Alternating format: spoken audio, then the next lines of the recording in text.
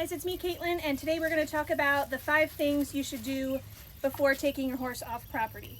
So, taking your horse off property can definitely be a nerve-wracking experience. Things can go kind of good or things can go the other direction. So there's usually a couple things that I do with my horses before taking them off property to make sure that I set them up for as much success as possible. So number 1, I want to be able to ride my horse in the arena by themselves and have them be quiet and not, lose their mind because they're separated from their friends. I also want to be able to ride my horse in the arena with a group of horses and not have them get kind of anxious or worried about the other horses going different directions, doing different things or whatnot. And I also want to be comfortable riding my horse out of the arena, again, with company and without company. I think that's super important, and I usually always make sure we can do that safely before we go anywhere off farm. Number 2 is to make sure your horse can handle a little bit of pressure, and by that I mean, how do they handle stressful situations, commotion, loud noises, kind of unexpected movements. A lot of that can be tested at home with different things. And what I usually do to kind of prep my horses for that is I like to kind of bring the energy levels way up. And by that meaning, you can either do this on the lunge line or under saddle, is kind of let your horses go, like all out, like really send them forward. Get that energy level up, and then I just want to bring it all the way back down again and see if they come back with me. So that's a really good way to see how your horse deals with a little bit of pressure. We want them to be able to bring their energy levels up, and then when we say, okay, time to relax, we need to bring them back down again. Because you never know when you're off property, what could happen, loose horses, loose dogs. You just never know, and there's no way that you can practice for every situation. So knowing that your horse can handle a little bit of like high energy situations and then be able to just, come right back to you is super important. Number 3 is a big one, being able to load and unload off the trailer. So the worst thing ever is to get somewhere and then have your horse not get back on the trailer. So I always check, I spend a couple days just loading and unloading off the trailer at home, maybe taking them for a short ride around the neighborhood or something. But having your horse safely load and unload is obviously a huge one. Number 4, pick a good place to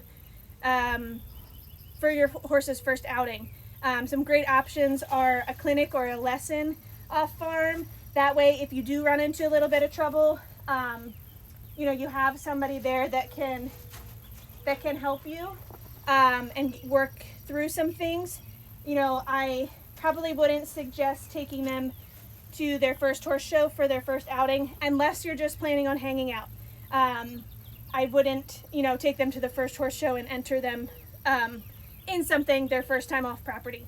That's probably, it's a lot of stress. It's probably not a really good idea. But just going out to hang out at a show, walk around school a little bit, probably not a bad idea. All right, and then number 5 is to just have a good, working relationship with your horse, that good foundation. You don't know what's going to happen off property. Anything can happen, and like I said before, you can't practice for every scenario, everything that's going to come up. And that's not to say that I don't practice different things at home, but there's no way that you can practice every single possible scenario that could come up. So just having a good, trusting relationship with your horse. You want them to be able to, look to you when things kind of go wrong and say, hey, what are we going to do? What's going to happen next? Instead of them, getting triggered, their flight or fight response, triggers, and they're like, hey, see you later. That's what we don't want. We want you to have a good working relationship with your horse, be a team, and have them trust you and be, looking to you for their next move. That's huge when you're in a new situation, you know, off property or whatnot. So like I said, these are the 5 things that I always do before I take any of my horses off property.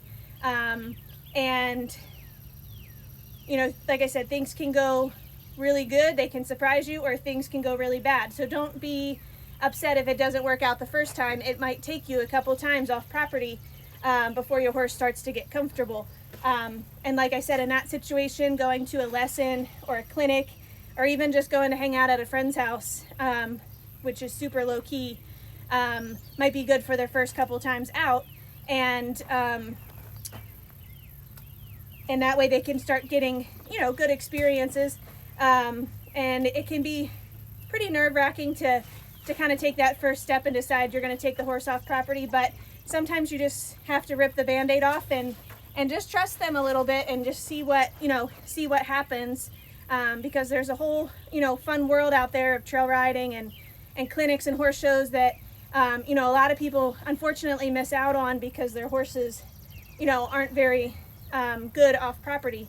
So it does take some homework, it does take some practice, but hopefully these 5 things will help you get there. And as always, I'm open to helping you as best I can, whether that be, you know, send me a message, or if you have any additional questions about this, feel free to let me know. And thanks for watching.